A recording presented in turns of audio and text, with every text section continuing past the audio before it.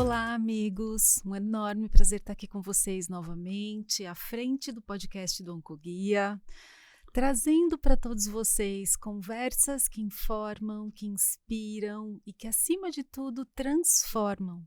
Este é o objetivo do nosso podcast. Então, vamos aqui hoje dar início a mais um episódio e como vocês já sabem, né, sou sempre super suspeita, porque eu tô de verdade escolhendo com muito carinho todos os meus convidados. Então, Fracaro, seja bem-vindo, que delícia que você está aqui comigo. Olha, eu que tenho que agradecer, né, porque eu acho que este tema, né, ele ainda tem que ser muito, muito divulgado, principalmente para os que saíram da doença, né. Então eu fico muito feliz por essa oportunidade, não que eu seja um professor, né, mas a minha experiência de vida, ela mostrou todas as fases que provavelmente alguém que estará nos assistindo está passando, né? E como é que essas fases foram impactando, né, o dia a dia na minha vida e como é que eu fui encarando, né, cada uma delas que foi aparecendo. Então eu acho que esta oportunidade que você me dá, né, ela é ótima, né, porque sempre fui muito aberto sobre esse momento que eu passei na minha vida. Então, explore bastante. Então segura aí, segura aí. Então, eu vou pedir para você contar para todo mundo quem é o Fracaro. Eu sei, mas eu queria que você contasse como você apresenta. Olha, você sabe que eu me apresento por uma pessoa extremamente alegre, cheio de humor, que até irrita muitas vezes as pessoas, né? Muito bem resolvido profissionalmente, apesar de 2 divórcios, também amorosamente muito bem resolvido, né. Hoje eu tenho uma namorada fantástica.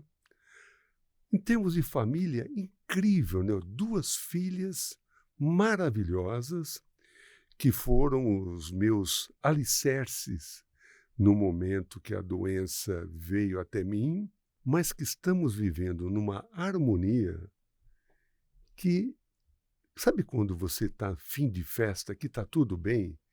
Eu espero que não seja fim de vida, porque está tudo muito bem.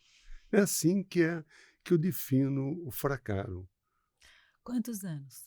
75 anos, também, olha, eh, às vezes eu tenho que pensar neles, né? Porque eu não me julgo com os 75. Eu não sinto eles, não. Até para subir essa ladeira agora a pé, né? Eu, corpo ereto, passos marcados, cheguei bem aqui no prédio, né? É lógico que tive que ficar 3 horas sentado, descansando. Não, estou brincando, mas eu estou bem, estou muito bem mesmo Você está nessa trabalhando. Então conta um trabalhando. pouco do teu trabalho. Olha, eu fui presidente de uma grande empresa por 20 e poucos anos. Uma empresa, sempre você tem o limite da idade, me aposentei pelo limite da idade. Achei que essa é a primeira mensagem que eu passo para os que vão ficar um dia longevos. Todo mundo sonha em se aposentar, ficar em casa, principalmente no domingo à noite, que a música do Fantástico não represente a segunda-feira. Vou preparar meus documentos, meus arquivos. Quanta besteira isso! Eu tentei ficar em casa 3 meses, ainda eu estava casado.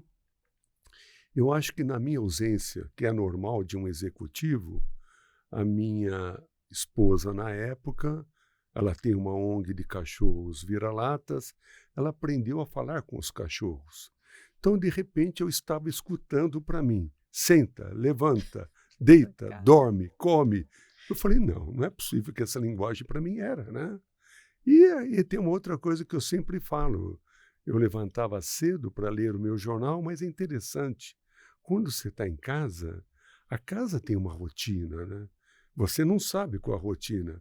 E a rotina era que a minha secretária começava a limpar a casa. E sempre onde eu estava sentado é onde ela ia limpar. Então eu passava a manhã de pé. Porque onde eu sentava, levantava. Então, eu acho que foi isso nessa fase da minha vida. Você Então, estava com quantos anos quando você se aposentou? Eu estava com 12 anos, 62, né? Tá. Porque é um limite, né? As empresas acham que depois de uma certa idade, o vigor pode desaparecer, a criatividade, né? As doenças podem chegar e você vai ser um entulho dentro da empresa. E os novos estão chegando com uma energia e um conhecimento enorme, porém sem a experiência de vida, né? Então eu fazia parte da minha aposentadoria, fiquei 3 meses em casa, mas aí eu já trabalhava, eu representava a minha empresa na associação. Essa associação, ela era uma associação muito caseira, e a diretoria me fez um convite para transformar essa associação em algo de empresa mesmo, né? E me deram toda essa oportunidade de voltar ao trabalho, então foi ótimo, né? Estou hoje presidindo a Associação Brasileira dos Fabricantes de Dispositivos Médicos, sou diretor também da Fiesp, do Consaúde, o Comitê da Cadeia Produtiva da Saúde, e faço parte hoje de 2 conselhos na área da saúde, um da Fundação Zerbini e outro da Fundação ProSangue. E isso aprendi que nós temos que ter a segunda-feira na vida. Quando vocês todos que estão nos ouvindo tirarem a segunda-feira, que a princípio pode ser o sonho, né? Você só vai ter o quê? Então, sábado e domingo. Pergunte para o aposentado que está de pijama em casa, que ele só tem sábado e domingo, se a vida é boa. É péssima. Você tem que ter a segunda-feira para movimentar o seu... Para você tem que ter um objetivo na vida. Eu não tenho netos, né? Então não tenho que buscar netos na escola. Minhas filhas são totalmente independentes. E não estão mais pertinho de você, não, né? Não. Uma está de mudança para Chicago, vai assumir uma posição da empresa em Chicago, vai agora dia 11, e a outra volta para o Pantanal, que ela trabalha numa ONG no interior do Pantanal. Sim. E se eu ficasse em casa, eu ia ficar apaixonada pela minha secretária, ia pedir ela em casamento, mas ela já é casada com filhos.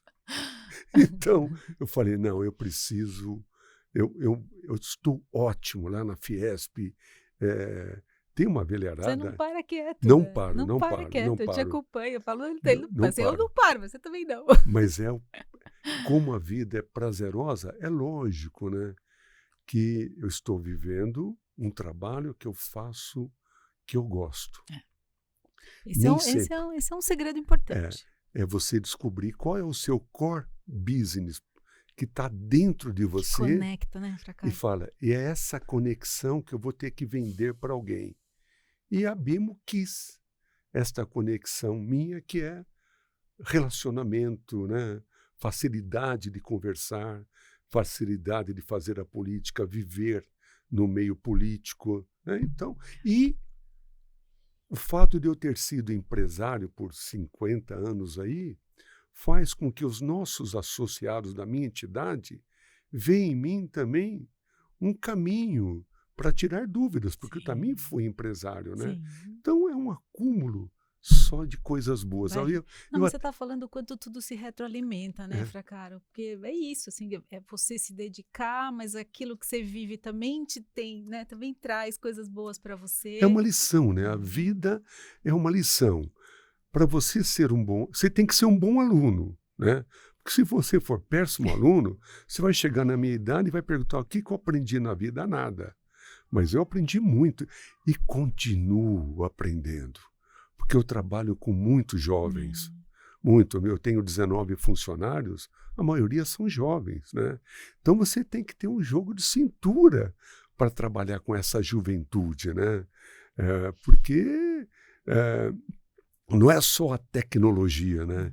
tem que ter um carinho, tem que ter um afago, tem que ter um elogio que o telefone em si não consegue transmitir, né? Super, super. Então eu tenho percebido isso. Lu, eu vou te chamar de Lu porque você está muito elegante para falar Luciana, né? Que o mundo está carente de relacionamento, carente de uma voz que bata no ombro e pergunta: e aí, como você está? E espera a resposta. E não é só ouça, entenda qual foi a resposta, para saber se terá ou não uma continuidade. E é isso que eu faço. Bom, a gente vai longe por esse caminho aqui, mas eu preciso conectar você com o nosso tema, né, também do nosso podcast. E o que eu queria, acho que para a gente entrar um pouquinho assim, você tinha pensado em algum momento da tua vida que o câncer podia chegar? Olha, eu acho que nem o mais pessimista na vida pensa. Ele acha que é mais fácil. Se ele quiser morrer, eu vou tentar um suicídio. Ou jamais ele vai falar, vou ficar esperando alguma doença que me mate. Não.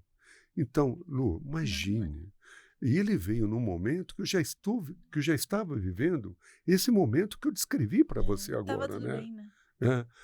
A única coisa que eu fiz e aprendi a fazer no momento que veio a notícia, eu acho que grande parte das pessoas perguntam: meu Deus, Jesus, por que eu? E eu não perguntei, porque quando a vida estava boa, como eu nunca perguntei por que eu, somente eu, estou nessa vida ganhando muito dinheiro, né? Eu não perguntei, então não achei justo perguntar, agora que veio alguma coisa que eu não queria, perguntar por que eu. Eu não perguntei. Eu realmente não perguntei. Você sentiu alguma coisa? Como é que o Não, melanoma não. entrou na tua vida? Ele entrou não, ele saiu. É. É uma verruga que começou. Deus do céu. É uma verruga Mas que foi, então, foi visual. foi visual, foi uma verruga.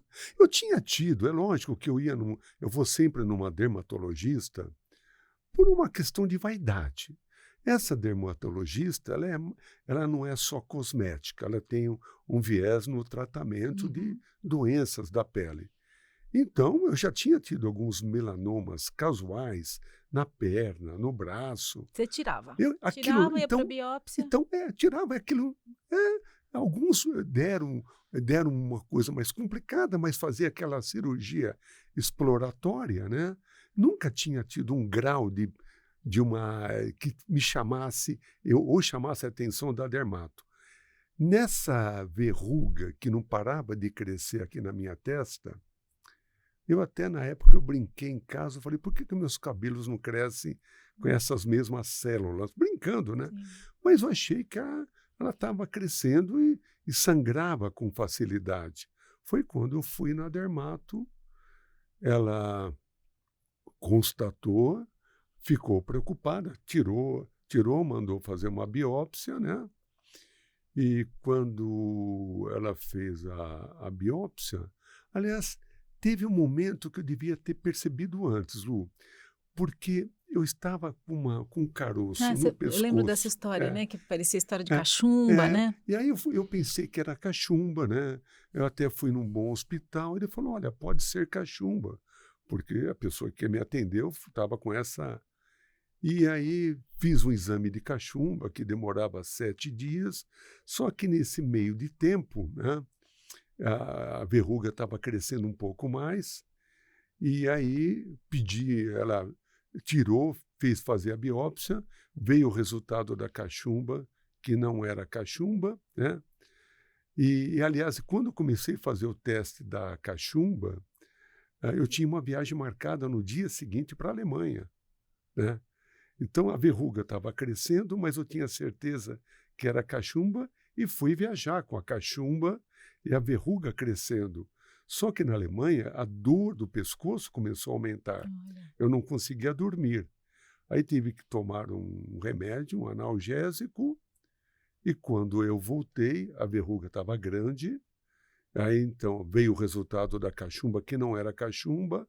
Eu já estava na dermato, veio o resultado da biópsia, que era melanoma. Só que ela pensou que era só aqui, Uhum. e eram Uhum. mais. E onde estava o fracaro? Então, aí ela pediu um PET, eu fiz o PET, eram 5 melanomas no pescoço e 4 embaixo da pele, na cabeça. E aí quando ela me liga com o resultado da biópsia, eu estava numa reunião com a minha secretária e ela falou: depois eu te ligo. Eu falei: não, eu acho que podemos, me dê logo a notícia, né? E ela falou: é uma notícia ruim. Eu falei: caramba, verdade? É. E eu recomendo que vou te mandar no médico.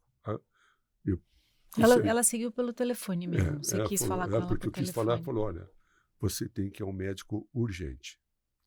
Eu vou te recomendar um cirurgião especializado em câncer e você vai nesse cirurgião. E eu diria para você: Paulo, não brinque, urgente.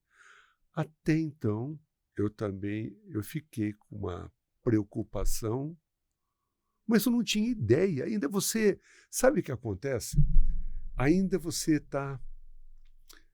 É lógico que a hora que vem a notícia, é como se você saísse, que eu falei para você no meu último evento, saísse da melhor loja de roupas que você está dentro do shopping e te colocam dentro do portão do cemitério. E o portão fechado, você está lá dentro e fala: daqui você não sai mais.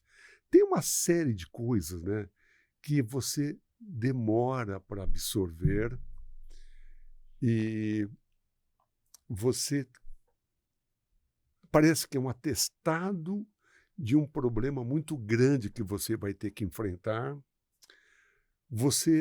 E naquele momento, você não tenta ser nada positivo. Por isso que eu falo, isso é normal. Sim. Você é negativo ao extremo. E você quer fazer perguntas? Senão eu vou continuar todo esse relato aqui, né? Pode ir. Eu já... Você é negativo ao extremo, né? Você olha para si e você sempre pensa que não é a hora de você partir.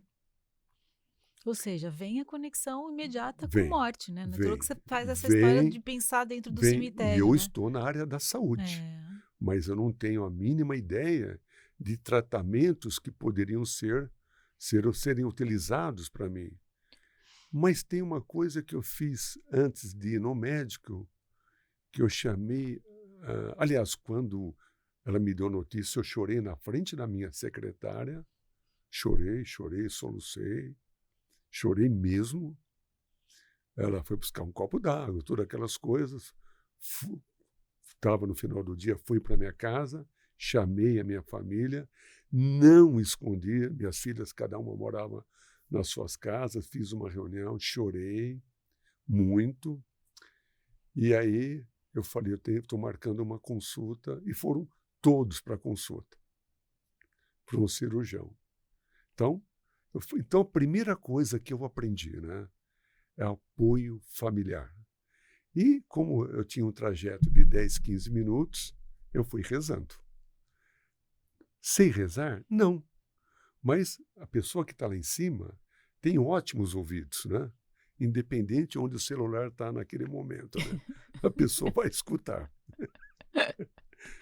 E fui rezando e chegamos no consultório. Ele me atendeu porque era uma consulta de emergência, fomos o último a ser atendido.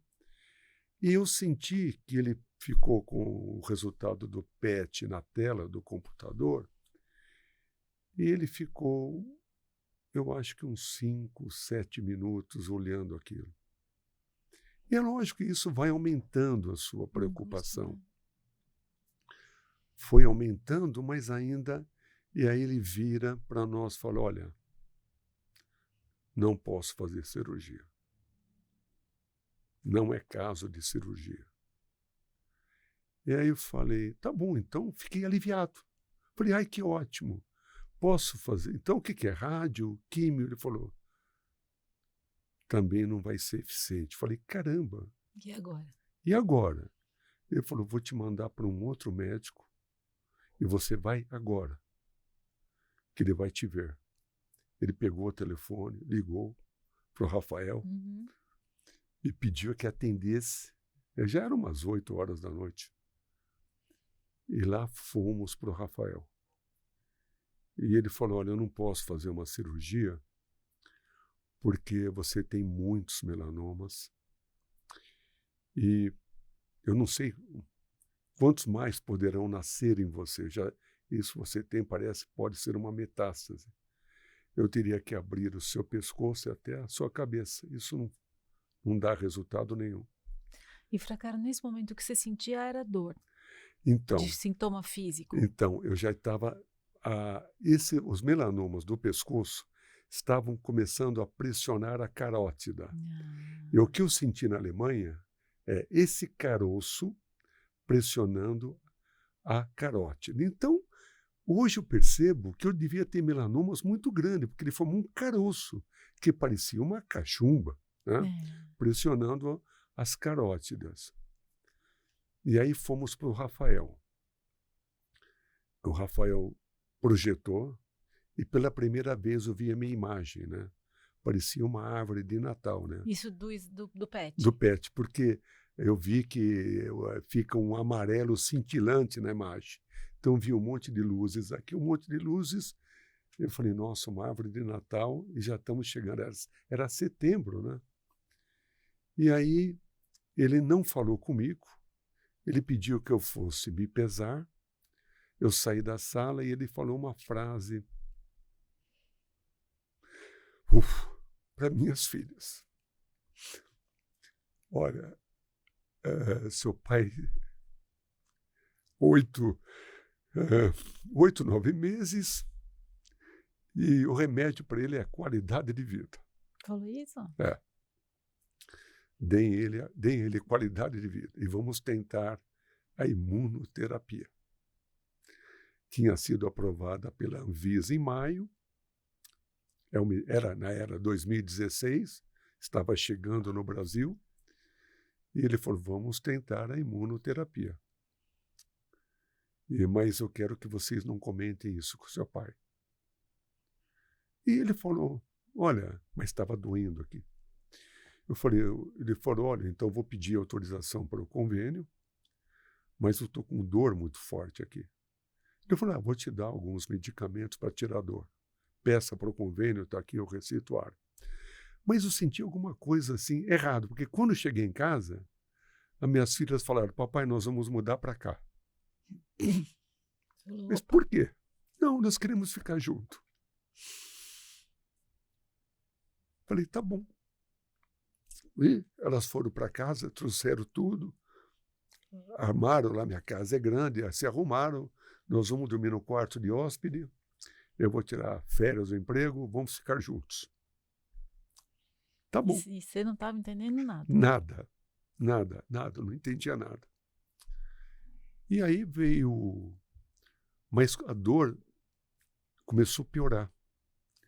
E os remédios, enquanto não vinha autorização, o Rafael foi aumentando, pondo os remédios mais potentes, e a dor não passava, porque a pressão era muito grande. Ele falou, Frà Caro, você não quer fazer uma imunoterapia já, né? Para ver se resolve? Falei, porque o plano estava demorando para aprovar. Não, estava demorando. Ele falou, olha, Paulo, mas ela não vai te ajudar muito, porque o efeito dela pelos estudos é 10 meses. Olha lá, temos esse prazo. Temos que achar uma medicação que melhore. E Lu, eu sou muito vaidoso. Que era o problema da medicação? Travava o meu intestino. Da dor. A dor. Da dor, claro. E aí o que eu tinha que tomar? Laxante. Tomando laxante, eu não sabia que hora eu ia funcionar. E depois, quando eu vou ao toalete, eu tenho que tomar quase um banho. Sabe?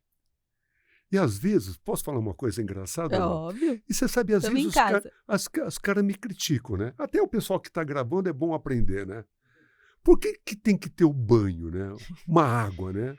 Porque eu brinco, Quando eu montei a minha empresa, a Fresenius, eu pedi para pôr aquela duchinha íntima em todos os banheiros.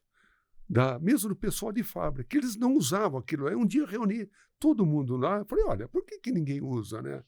Vocês sabiam que no papel não limpa fezes. O papel só esparrama fezes. Quer fazer uma experiência? Pega o cocô com a mão, tá bom? Pega, aperta com a mão, o dedão, aperta. Aí, limpar. Tenta limpar com o papel higiênico, te dou 1 hora e cheira. Ai! Então, meus amigos, tem que lavar, né? Agora, eu nessa fase, eu comecei a ficar inseguro, sabe? Claro. Cada lugar que eu ia, primeira coisa que eu perguntava, onde é o toalete? Aí comecei a andar com lencinhos umedecidos, que também é um quebra-galho só para viagem, porque ele também não limpa como precisa. É ducha íntima, é ducha, né? Então, eu comecei a ter essa preocupação, eu comecei a ficar muito chato. E aí um dia eu falei para a minha família, eu falei, olha, eu queria falar muito sério com vocês, eu não quero prolongamento de vida. A minha vida sempre foi muito sadia, eu não vou aceitar ficar numa cama eternamente. Vamos combinar uma coisa, nada de prolongar. Se a imunoterapia não der efeito, foi o que eu falei até para o Rafael, eu só não quero ter dores. Você estava tendo, né? Eu estava tendo. Se tiver que tomar morfina, vamos, mas eu não quero ter dores, né? Mas aí, Lu, eu comecei em setembro a imunoterapia e não fez nada, fiz a segunda, eram 2 por mês durante 2 anos, 2 por mês. Fiz 2 em setembro, não, fiz 1 em setembro, 2 em outubro, 2 em novembro e meu caroço começou a diminuir. Minha dor, final de novembro, desapareceu. Em dezembro, eu não falei nada para o Rafael, eu falei, peraí, eu acho que, será que eu acostumei com a dor? Porque tem isso, né? Você, longevo, vive cheio de dor e acostuma, não vai no médico por causa disso. E aí eu comecei, meados de dezembro, eu liguei para o Rafael, alguma coisa está errada. Olha o negativo, né? Não é alguma coisa está certa, alguma coisa está errada. Minha dor desapareceu. Ele falou, não é possível. Eu falei, cara, não é possível. O seu caroço desapareceu, Rafael. E faz uma semana que eu não... aqui. Faz uma semana que eu não tomo remédio para dor. Não acredito. Vou indo no banheiro normal, tudo. Mas por que você não me avisou? Eu falei, porque eu não acreditei. Eu quis fazer uma experiência. Não pode ser. Vou pedir um PET já para você. E fomos fazer o PET no último dia de dezembro, que é a brecha que eu tinha. E aí foi uma tragédia, Lu. Fiz o PET. A pessoa faz eu sentar naquela salinha. Minhas 2 filhas estavam comigo. Minha atual esposa não foi. Minhas 2 filhas que já estavam em casa. Nós vamos juntos. E aí me chamaram, olha, precisamos refazer o PET. Lu, aquilo foi uma ducha de água fria. Olha, mas não, precisamos refazer o PET. Falei, piorou. Você nunca pensa que... Por que eles queriam fazer o PET? Porque eles não tinham encontrado nada na imagem. Então acharam que estava errado. Nossa, cara. Aí fui lá fazer o PET. E quando eu saí do PET, o Rafael falou, quando você sair do primeiro, você me liga, porque eu vou estar no Einstein nesse dia. Mas eu não liguei, porque eu fiquei tão ansioso de fazer o segundo PET. Ele ligou para o setor do PET, perguntou se eu tinha feito o exame. Eles falaram, olha, ele me contou, estamos repetindo o exame. O senhor pode vir aqui? Ele foi para lá. E aí, olha, quem já me ouviu, é a frase que eu nunca mais esqueci da vida. Eu não era íntimo do Rafael, foi meu médico só. Ele sai da sala do PET e faz uma frase que médico nenhum fala. Até hoje, quando a gente lembra essa famosa frase, estou arrepiado. Fracaro, estou arrepiado. Eu falei, será que ele se apaixonou por mim? Arrepiado. Desapareceu tudo. Eu falei, o quê? Fracaro, não me pergunte. Desapareceram todos os seus melanomas. Não tem nenhum sinal. Na sexta, ele falou, vai no meu consultório, amanhã precisamos conversar, que eu não sei o que eu vou fazer com você. Saímos do Einstein, tiramos a foto, eu abraçado com as 2 filhas, que foi um sorriso que eu nunca mais consegui repetir na minha vida, de tão bom que foi. De tão...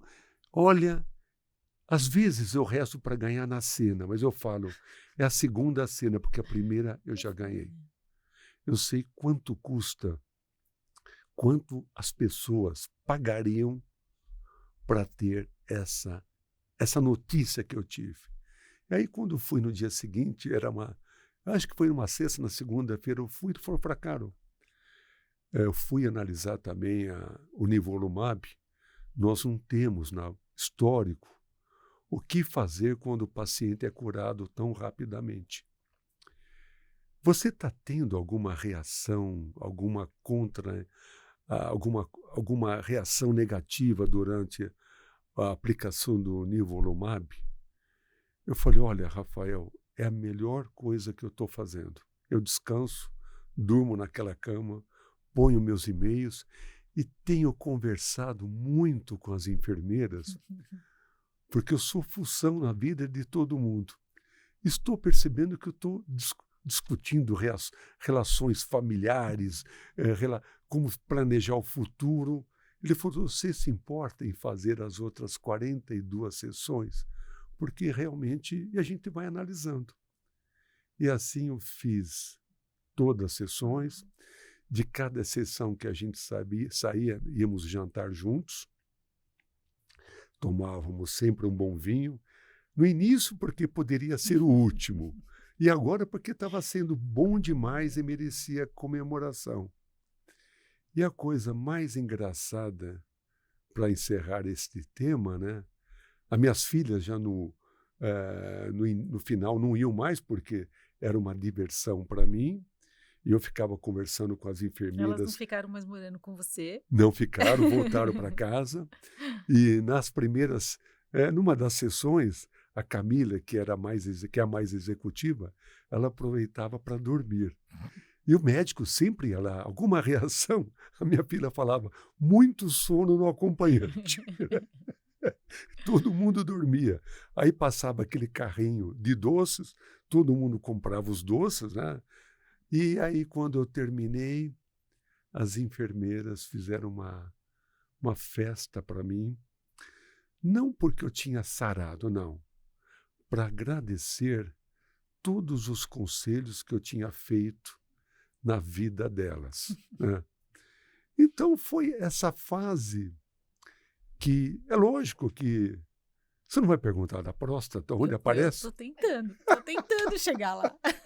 Então pergunta, eu paro aí.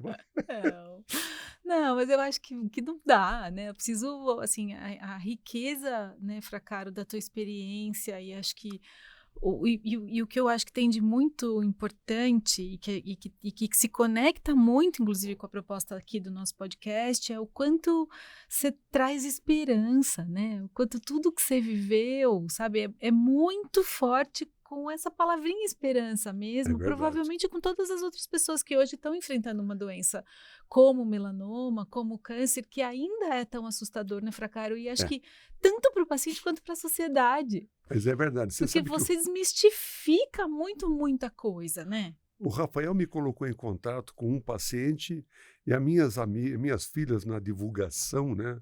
Ainda eu estava em tratamento, mas elas eufóricas, que o pai não sentia nada.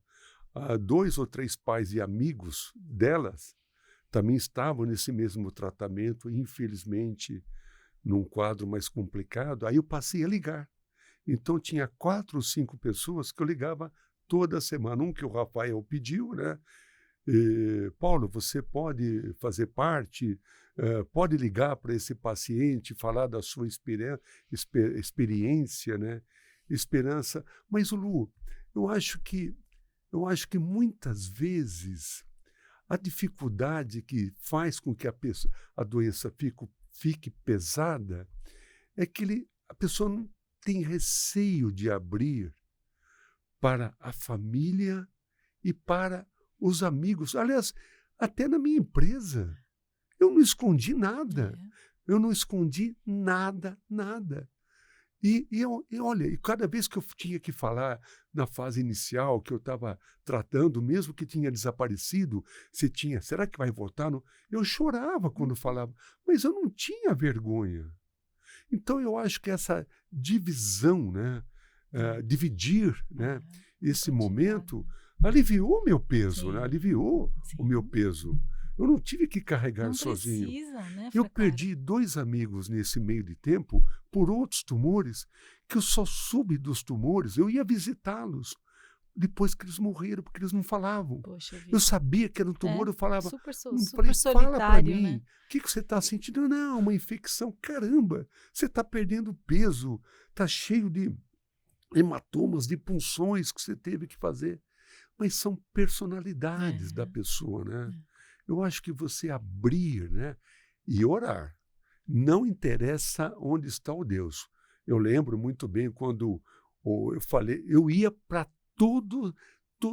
eu iria, se eu precisasse, para todas as religiões, todas as igrejas, todos os terreiros, né? Porque nessa hora você tem que acreditar que tem que ter um caminho que vai te curar. Tem que acreditar, né? Lutar, orar, levantar. Hoje o dia vai ser melhor. Vai nada. Piorava, vinha diarreia. Não, mas vai melhorar.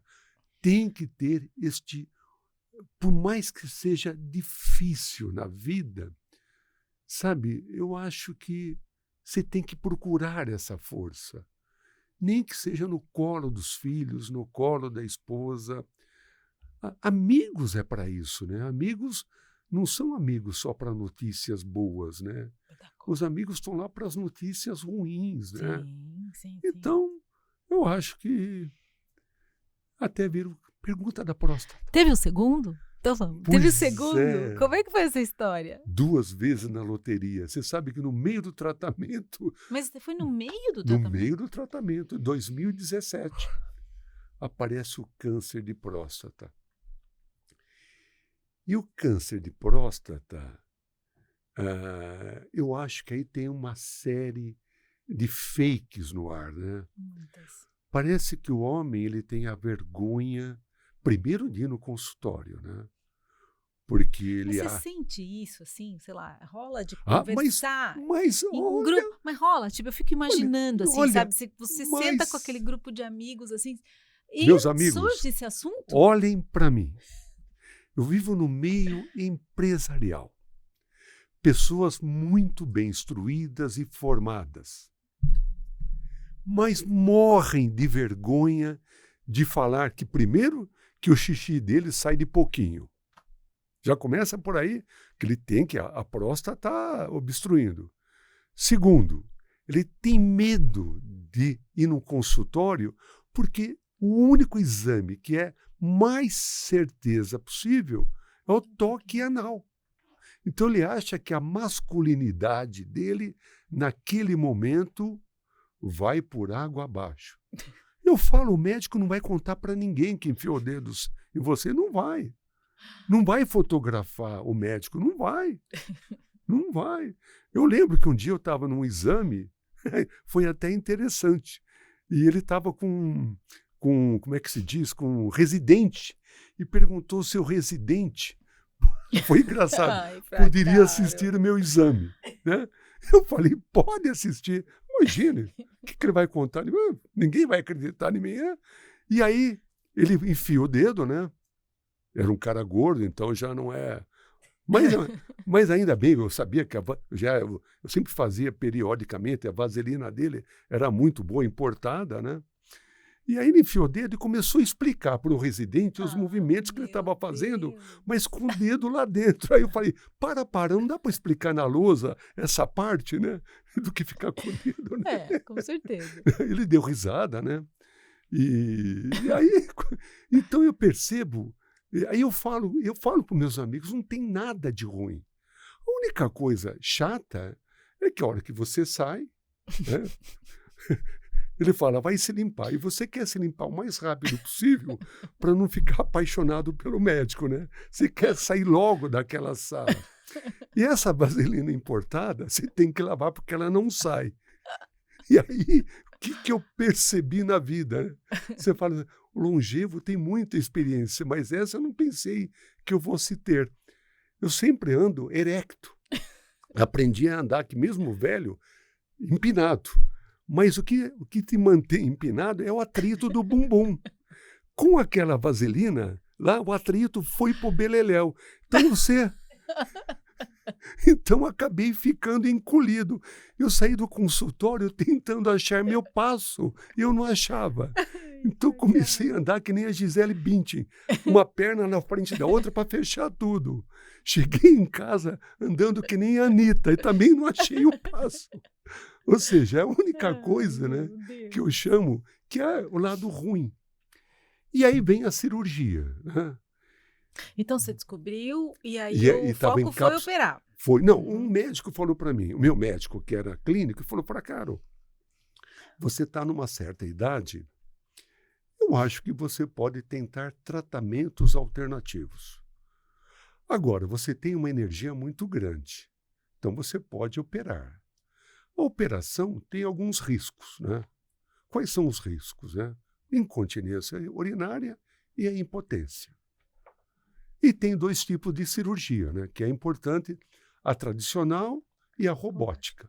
A robótica, em 2 dias você está em casa, e a tradicional, você fica uns 6, 7 dias no hospital. E o estrago é maior. Eu falei, não, eu quero fazer por robótica. Fui no meu médico, ou fui num outro médico, que é um cirurgião, e ele falou a mesma coisa. Você pode ter 2 coisas, incontinência urinária e a impotência. Eu falei, ai, que legal. Que você eu falei, você acha que essas 2 informações atrapalham muito também? Atrapalham muito. Todo esse medo de neurologista, mas não de tenha descobrir, dúvida, né? Não tenha dúvida, né? E aí eu fui para a cirurgia, meus tumores estavam encapsulados, né? Então não precisava fazer nem PET, nada, só controlar o PSA, que está baixíssimo. E realmente você fica uma semana com uma sonda, que não é nada agradável, né? Tem que dormir com aquele coletor de urina, e aí você tira a sonda. E aí é uma desgraça, porque a hora que você tira a sonda, depois de uma semana no consultório, o seu esfíncter ficou uma semana sem trabalhar. Então você está sem controle de segurar a urina. Então ele recomenda você usar uma fralda, né? E aí é que a outra porque grande... senão o xixi escapa, é isso, senão o né? xixi escapa, né? E então, eu falo, se bem que numa certa idade, né, os longevos, né, sempre dizem, né, não fique muito atrás de um longevo, porque se ele rir muito, sai xixi. Se ele agachar, sai pum-pum, né? Então eu falei, bom, vai ter uma fralda, né? E aí, isso assusta o ser humano. E é verdade, não é uma situação agradável, né? Eu, quando fiquei de fralda, até eu estava no meu 2º casamento, eu lembro que uma frase da minha, hoje ex-mulher, ela falou, ai, que coisa horrível, né, Paulo? Ai, estou perdendo tudo. Falou isso mais ou menos para mim, né? Olha, ai, estou perdendo toda a atração, ver um homem de fralda, né? Não me ajudou nada aquela frase. E fiquei, acho que uns 10, 15 dias de fralda. E aí depois passei para absorvente, né?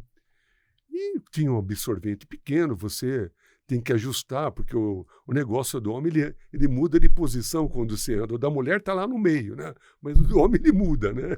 Ele muda. Então, você tem que pôr 2 modos, um absorvente, um de cada lado, e vai ser... Eu lembro, eu sempre já te contei essa história, um dia eu estava conversando com a minha secretária, e também não escondia. Eu tinha um pacotinho de absorvente lá, nunca escondi nada.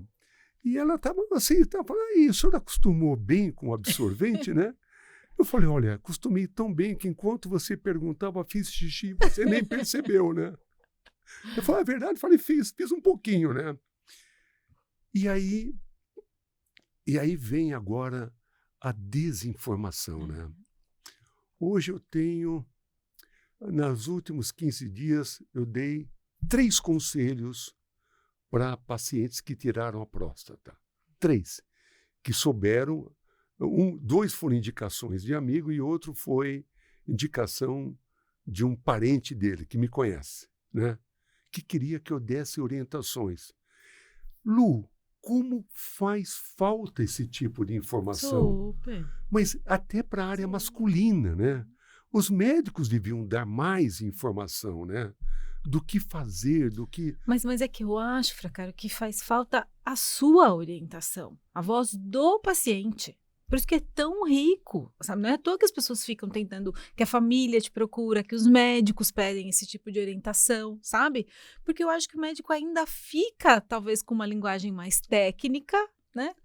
E né, nada como trazer, né? Acho que com humor e com esse senso de realidade. Você está contando como é de verdade e você está contando o que é possível enfrentar, né? Até um desses conselhos que eu dei agora, foi o dia que era o jogo do Palmeiras, a pessoa me ligou, preciso falar urgente. Falei, ai meu Deus, justo agora. Aí saí do jogo, foi lá, né? E aí ele falou, Paulo, eu estou com essa incontinência, acabei de fazer a cirurgia. Falei, você está fazendo a fisioterapia do esfíncter? Não, o que é isso? Falei, não, meu amigo, abre o Google, alguns exercícios, né?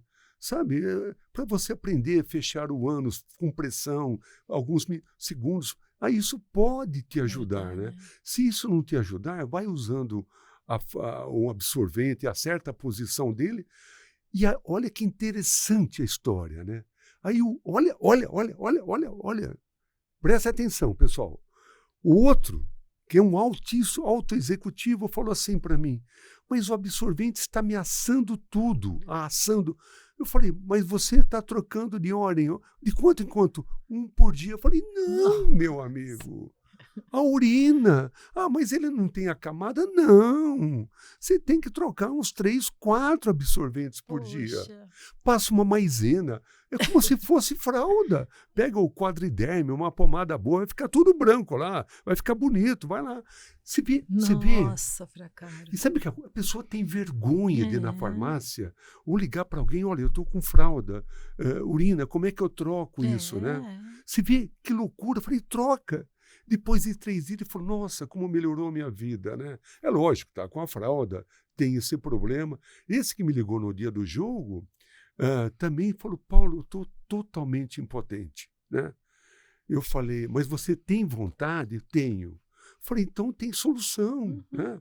Vai procurar, tem um implante, né? Mas implante, Paulo? Vai procurar um implante.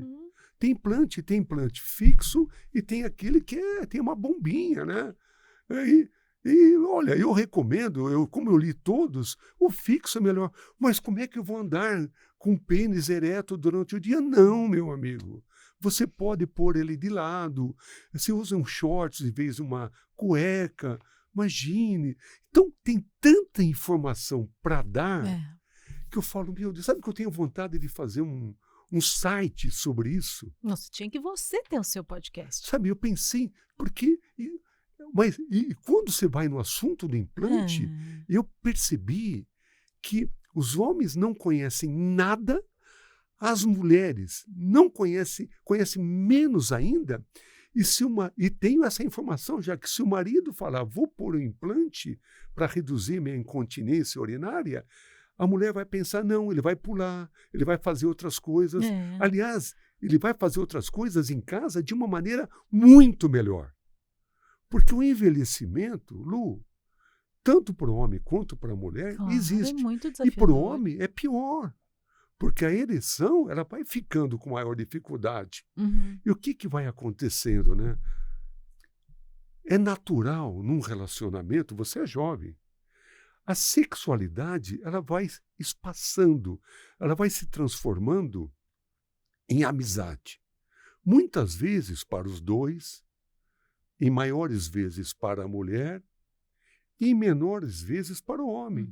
E o homem ele tem uma sexualidade, mas ele não consegue ter a ereção mais. E ele não vai procurar ajuda. Tem o Viagra ou outros remédios. Nem sempre isso faz efeito. E tem outro inconveniente. Você tem que tomar, eu sempre falo, com uma antecedência. Tudo bem. Nessa antecedência, quando chega a hora, se você é longevo, você não lembra por que você tomou. Você não sabe o que fazer a hora que aquilo funcionou. Porque você está longevo. E a mulher está dormindo na cama porque não conseguiu ficar esperando. Sabe? Não é fácil você administrar, né? Você não pode. Eu acho que é até antirromântico, né? Olha, eu vou tomar um Viagra hoje, daqui 2 horas, vamos namorar, né? O namoro tem que ser uma coisa natural, né? Natural. E os homens também esqueceram dessa naturalidade, né? Por onde começar, né? Quando eu me separei há 3 anos, então me separei há 3 anos, e eu fui reaprender a importância do beijo, né? Porque eu achei que na minha idade seria difícil arranjar quem, né? Sozinho, embora eu tenha uma casa maravilhosa, mas não é isso que eu quero mostrar, né? E percebi que eu tinha chance, né? Até com pessoas de diferentes idades. Mas aí eu tinha uma outra preocupação, né? Falei, bom, eu tenho que gastar tempo no namoro, né? Porque nem sei se na cama vai ter aquela... E aí comecei a perceber que o namoro era interessante. E aí eu aí eu recebia frases como essa. Meu Deus, por que os homens não beijam mais? Por que os homens só querem ir para a cama e realizar o sexo, né? Esqueceram do beijo, né? Então, isso fui começando a pesquisar com os meus amigos casados. E a pergunta era simples, né, Lu? Qual foi o último dia que você beijou a sua esposa com sensualidade? Não é aquele beijo, né? Que você enfia a língua lá. Ninguém mais quer isso. A mulher morre por falta de ar, né? Olha o que eu vou falar, hein? É aquele beijo que você fica brincando com os lábios, né? Com uma coisa com delicadeza, né? E aí eu percebi que eles, na sinceridade, falaram, não sei nem há mais muito fazer. tempo. Há muito tempo. Então, o que eu percebi?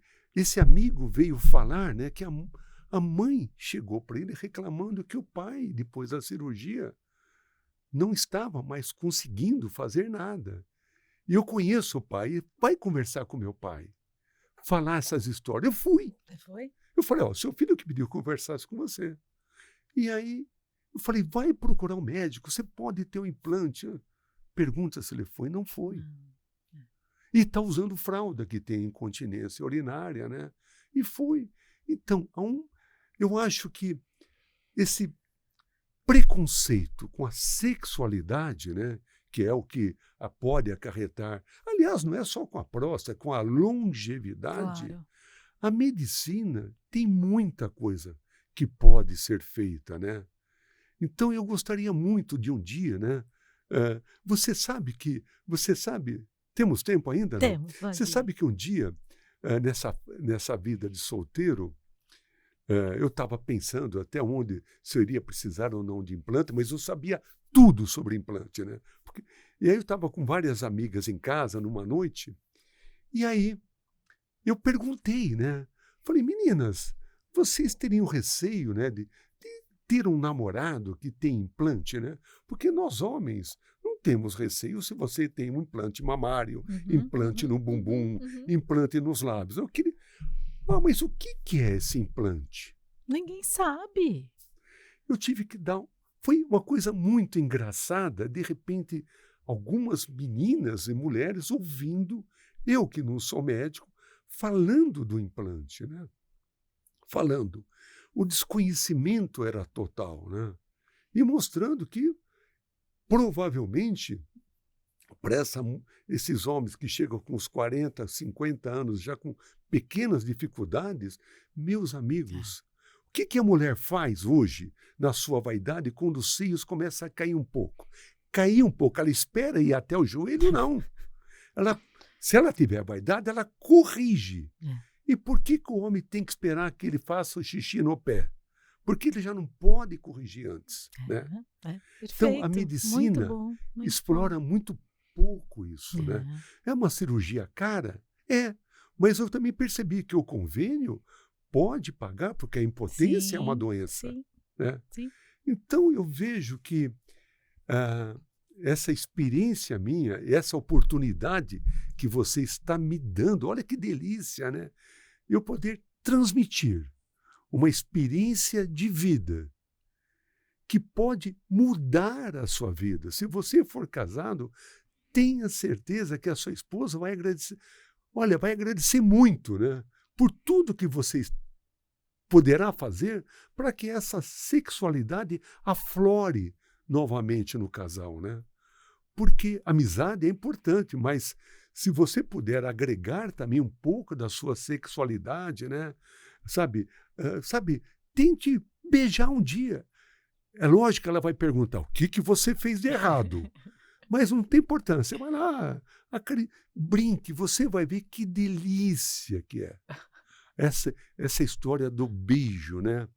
Os animais beijam, já tenho várias fotos de macacos se beijando, os periquitos que põem banana em casa, outro dia filmei 2 se beijando, né? Não comiam a banana e ficaram se beijando, né? Então, eu acho que é Lu, acho que é essa. Muito bom. Essa... A gente vai ter que marcar mais, né? Muito bom. Falei para vocês que hoje ia ser mais um episódio para lá de especial. Tem mensagem final? Eu tenho. Tudo na vida tem solução se você estiver aberto à procura dessa solução. A longevidade tem um mal que faz com que você se acostume com as suas limitações.